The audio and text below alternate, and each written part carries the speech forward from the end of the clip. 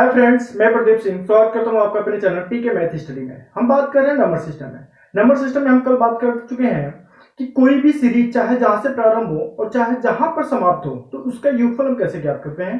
उसके लिए हम कल बताया था कि n ज्ञात करते हैं और n जब निकल जाएगा तो योग हम ज्ञात कर लेंगे। ठीक है, आज जो हम बात करने वाले हैं वो एग्जाम में ज्यादातर क्वेश्चन पूछे जाते हैं। ठीक है, तो आइए हम चलते हैं पहले क्वेश्चन पे। तो पहला क्वेश्चन हम देख रहे हैं, दिया है कि दो अंकों से बनी उन सभी संख्याओं का योगफल बताइए जो 5 से पूर्णतः विभाजित हो।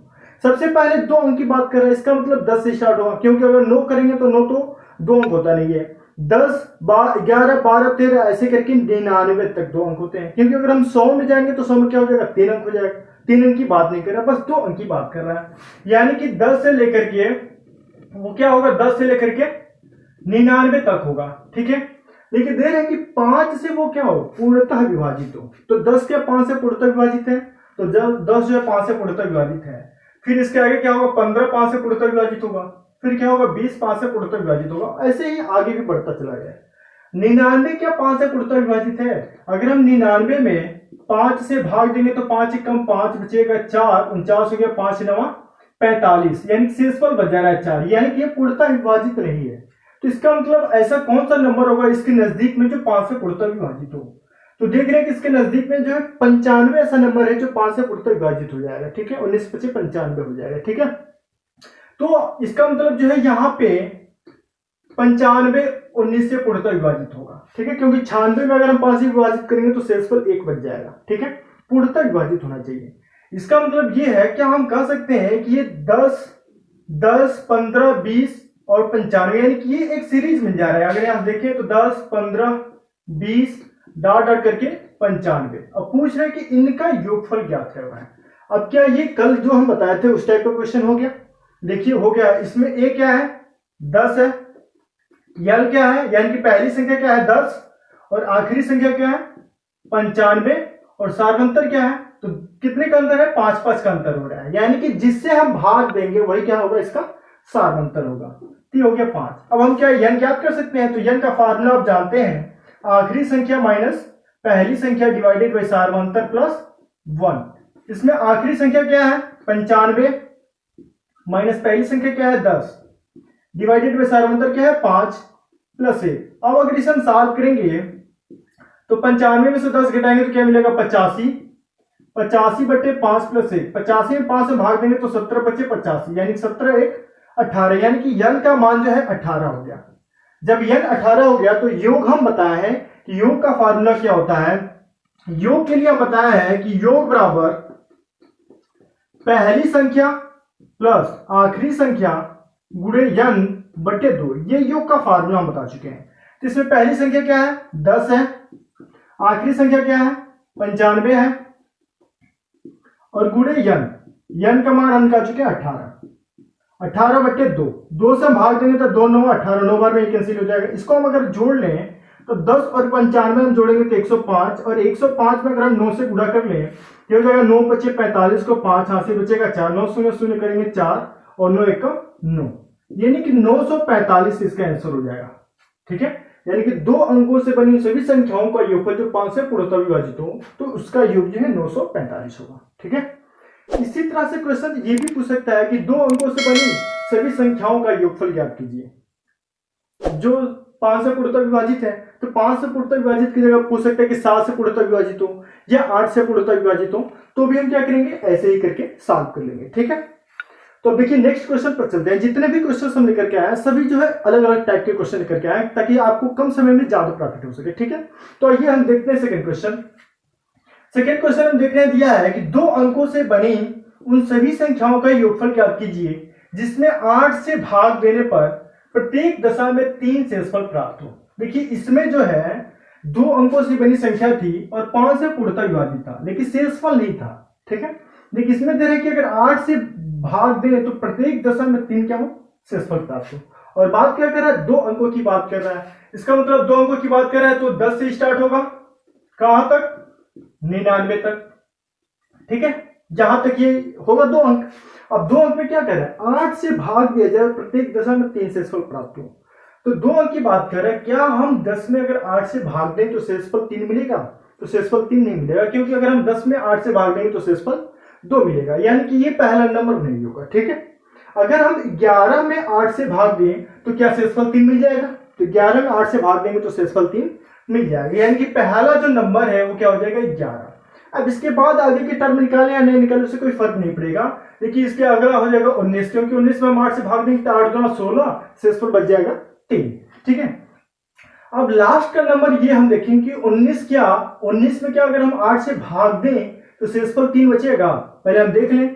तो 19 में अगर हम 8 से भाग देंगे तो 11 बार में जाएगा, 11 कर 8 एकम 8, 1 हो गया, फिर ये 9 आया, 19 हो गया, तो 8 दूना 16, तो शेषफल 3 बच जा रहा है। इसका मतलब 99 में अगर हम 8 से भाग देंगे तो शेषफल क्या होगा 3 प्राप्त हो जाएगा। ठीक है, यानी कि पहली संख्या इसको हम लिख सकते हैं कि a बराबर, यानी कि पहली संख्या बराबर 11 और आखिरी संख्या क्या हो रहा है 99, क्योंकि हम इसमें भाग दें तो शेषफल 3 प्राप्त हो चुका है। ठीक है, और सारवंतर क्या होगा, जिससे हम भाग देते हैं वह क्या होता है इसका सारवंतर होता है, या हम इसका अंतर अगर निकालेंगे तो 8 होगा अंतर। ठीक है, तो सारवंतर हम देख रहे हैं दिया है 8।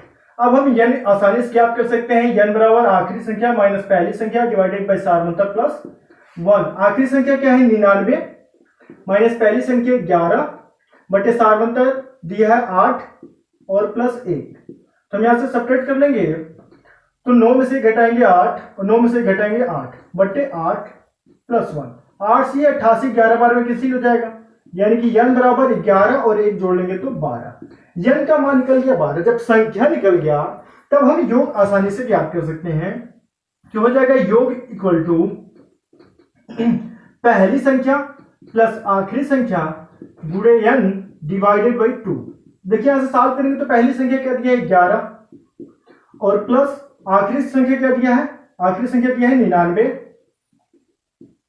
गुणे n हम याद कर चुके हैं 12 बट्टे 2। अब 2 से हम 12 में कैंसिल करेंगे, 6 बार में कैंसिल हो जाएगा, और 99 और 11 हम अगर जोड़ लें तो 99 और 11 हम जोड़ेंगे तो हो जाएगा 110, और 110 गुणे 6 कर लेंगे तो हो जाएगा 6 शून्य 0, 6 कम 6, 6 कम 6, यानी कि 660।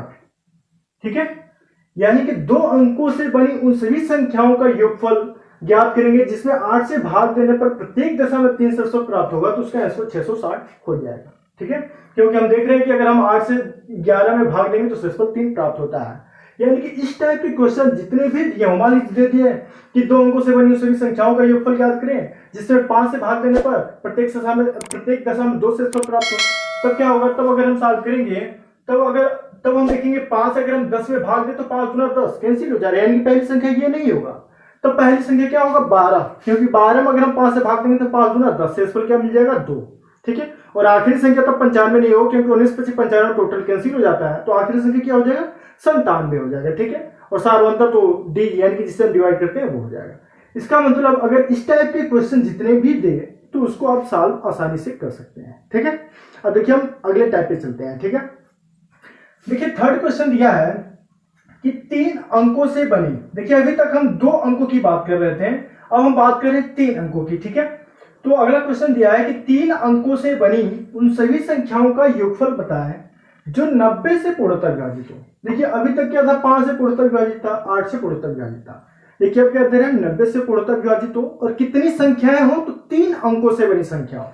3 अंकों से बनी संख्या, अगर हम 99 लेंगे तो क्या होगा 2 अंकों से बनी संख्या होगा, तो 99 हम नहीं लेंगे, यानी कि 100 से स्टार्ट होगा। 100 ही क्या होता है 3 अंकों से बनी संख्या होती है, यानी कि ये हो जाएगा 100 से लेकर के 999, ये क्या है 3 अंकों से बनी संख्या है। अब देखिए क्वेश्चन में क्या कर रहा है, 3 अंकों से बनी उन सभी संख्याओं का योगफल बताइए जो 90 से पूर्णतः विभाजित हो। देखिए पूर्णतः विभाजित होना चाहिए, अगर हम 100 में 90 से डिवाइड करें तो क्या वो पूर्णतः विभाजित होगा, पूर्णतः विभाजित नहीं हो, क्योंकि शेषफल 10 मिल जाएगा। इसका मतलब पहली संख्या क्या होगा 90 का अगर मल्टीपल कर दे तो 180 में अगर हम 90 से भाग देंगे तो 2 बार में ये कैंसिल हो जाएगा, पूरा ये कैंसिल हो जाएगा, यानी कि पहली संख्या क्या हो जाएगा 180। अब हम आखिरी संख्या, क्योंकि नंबर ज्ञात करना होता है, नंबर ज्ञात करने के लिए पहली संख्या पता होना चाहिए, आखिरी संख्या पता होना चाहिए और सारवंतर पता होना चाहिए। तो पहली संख्या हम निकाल चुके हैं, तो अब हम अंतिम संख्या निकालेंगे। तो अंतिम संख्या के लिए हम क्या करेंगे, इसमें हम डिवाइड कर लें, अगर ये पूर्णतः विभाजित हो जाएगा 90 से तो यही आखिरी संख्या होगा, और पूर्णतः अगर विभाजित नहीं होगा तो जो शेषफल आएगा उसी को हम इसमें घटा देंगे तो वो अंतिम संख्या हो जाएगा। ठीक है, तो देखिए हम 999 में भाग देते हैं 90 से, तो 90 से हम भाग देंगे तो एक बार में ही हो जाएगा 90, यानी कि यहाँ शेषफल मिल जाएगा 9, ये कैंसिल हो गया। फिर 99 होगा, फिर एक बार में हम भाग देंगे तो 90, यानी कि शेषफल क्या मिल गया 9। इसका मतलब ये जो है शेषफल मिल रहा है, इसमें हम 90 से भाग देंगे तो शेषफल 9 मिल रहा है, यानी कि ये अंतिम संख्या नहीं होगा। इसी को हम क्या कर देंगे, इसमें हम घटा देंगे। तो 999 में से अगर हम 9 घटाएंगे तो क्या मिलेगा 990। अब हम देख लें क्या 990 9 से पूर्णतः विभाजित है, तो यहाँ से हम देख सकते हैं 90 से हम भाग देंगे तो 90 कम 90, यहाँ से 9 फिर 0, फिर एक बार में देखेंगे तो ये कैंसिल हो जाएगा। ठीक है, ये पूर्णतः विभाजित हो जाएगा। इसका मतलब क्या है, आखिरी संख्या जो है वो क्या है 990।